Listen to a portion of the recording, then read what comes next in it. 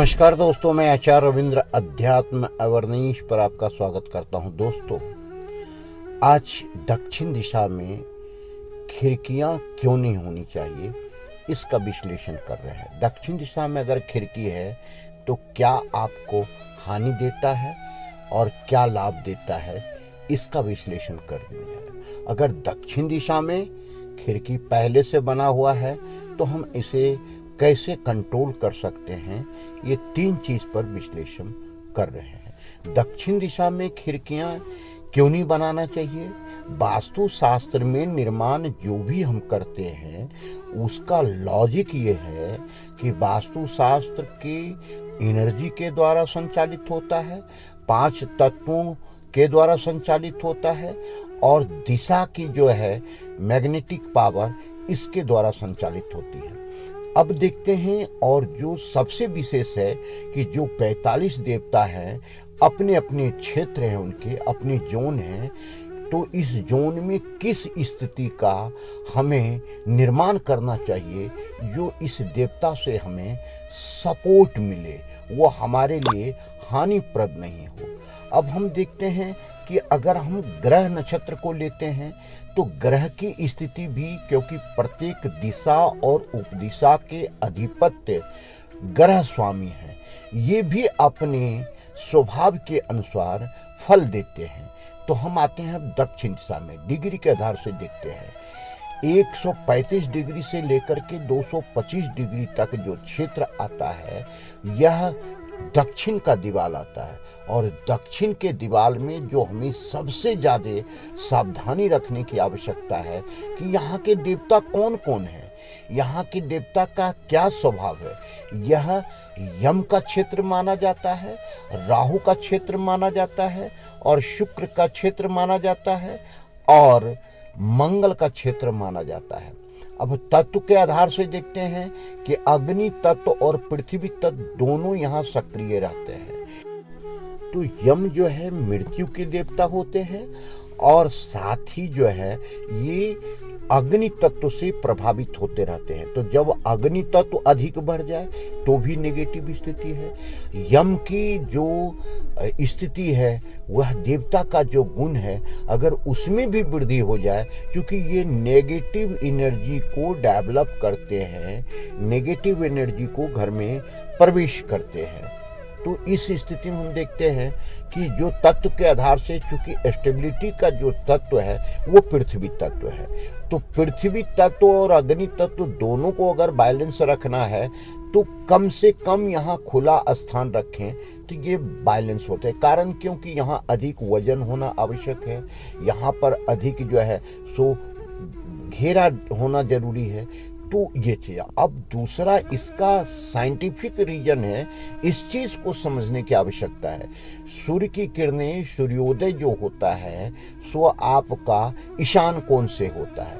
ईशान कोण से लेकर के सूर्य की जो स्थिति है 2-2 घंटा में उनके जो एनर्जी है वह तपन है, उसकी जो ग्रीष्म स्थिति है वो ज्यादा तीव्र होते चला जाता है। तो जब यहाँ मध्य स्थिति में आ जाता है, दक्षिण का जो क्षेत्र होता है, क्योंकि सूर्योदय पूरब से होकर के सूर्यास्त पश्चिम में होता है, तो हम कहते हैं कि जो सबसे अल्ट्रावेट किरणें जो है दोपहर में अधिक जो है हमारे तक आती है, तीखी आती है, तीव्र आती है, जो हमारे लिए हानिप्रद है।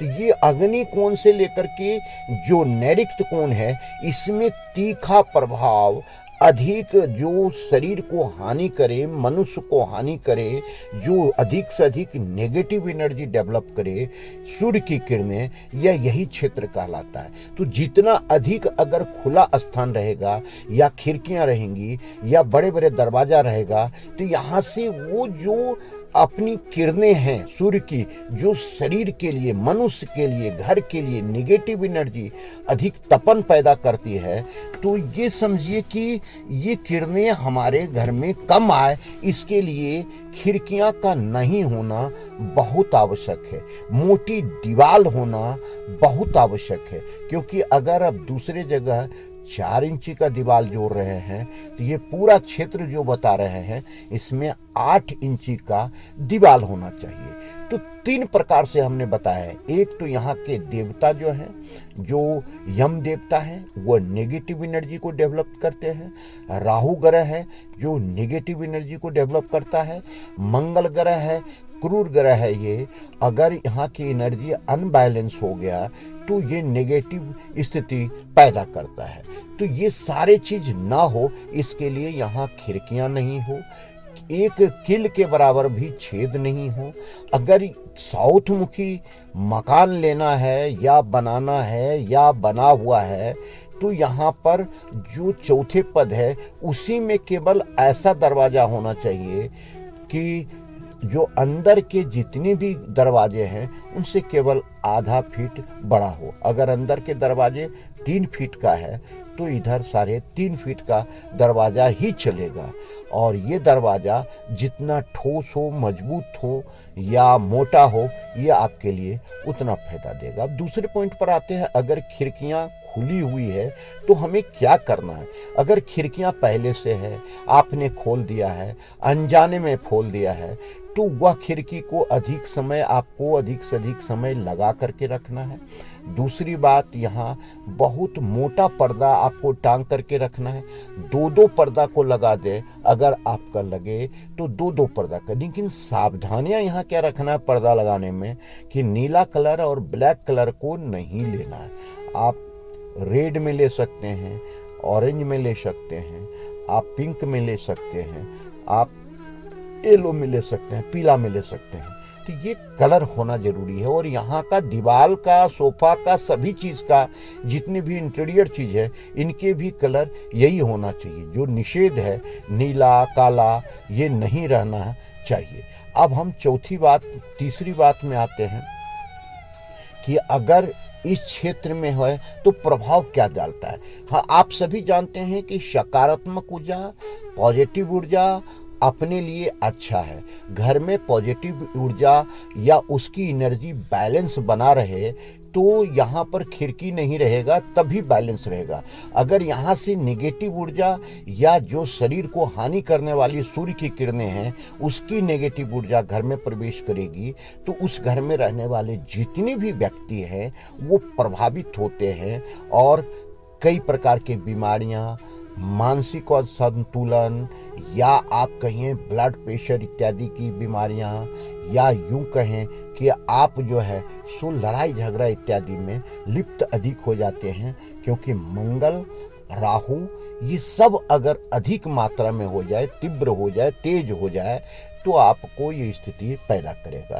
तो ध्यान रखें मकान बनाने के वक्त में कि ये गलतियां नहीं हो।